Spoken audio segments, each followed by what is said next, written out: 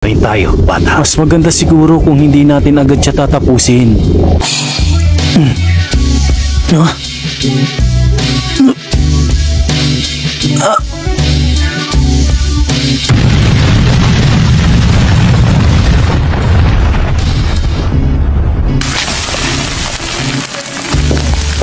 Mukhang napalakas yata ang pagbati mo sa kanila, Pinks. Malakas na ba yun sa'yo? Medyo nangangalay pa nga ang braso ko nang ginawa ko yun. Ngayon, hindi na ako magpipigil pa. Sa wakas, nagkita tayo uli. Batang may pulang mata na gumagamit ng kadena. Mga phantom troop, mabuti naman at kayo na mismo ang pumunta sa akin.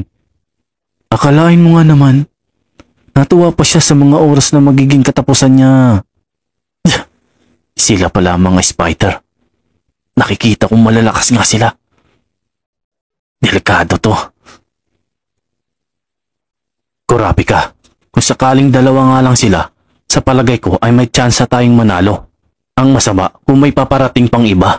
Huwag kang mag-alala. Ako ang bahala. Sinisigurado ko sa'yo na kayang-kaya natin sila. Kayang-kaya? Ang lakas naman yata ng loob mo. Ngayon, tignan natin.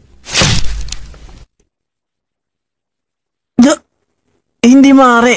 Wala na tayong oras para tumakas pa. Tanggapin ito!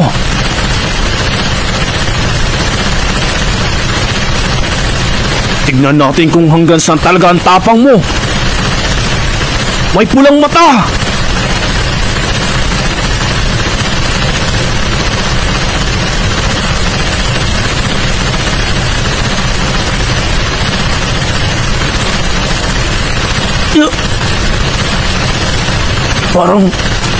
Parang may mali.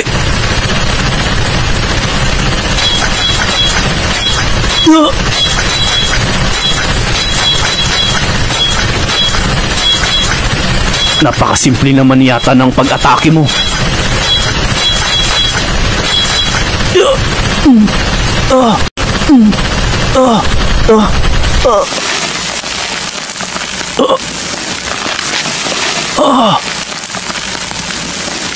Paano niya nagawang pigilan ang mga atake kong yun?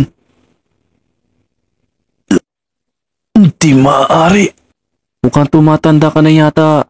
Mahina na ang pag-atake mo. Hindi ko rin alam kung bakit ganun. Parang may kakaiba sa mga gamit-gamit niyang kadena. Ang dami mo pang dahilan. Ang sabi mo, hindi mo lang talaga kaya. Ngayon, ako na lang muna ang susubok. Tignan natin kung hanggang saan ka, bata. Huwag ka nang kumilos pa. Kung hindi mo naintindihan ang sinabi ko, 3 kayo ngayon ang mawawala. Sinisigurado ko yun. Ano naman ang kaya mong gawin, bata? Ano kami, mga bata? Para pagsabihan mo ng ganyan? Bago nyo palang masira ang pinto, nahuli ko na kayo. Hindi lang Enko ang nakapalibot sa lugar na ito. Pati ang mga gamit-gamit kong kadena.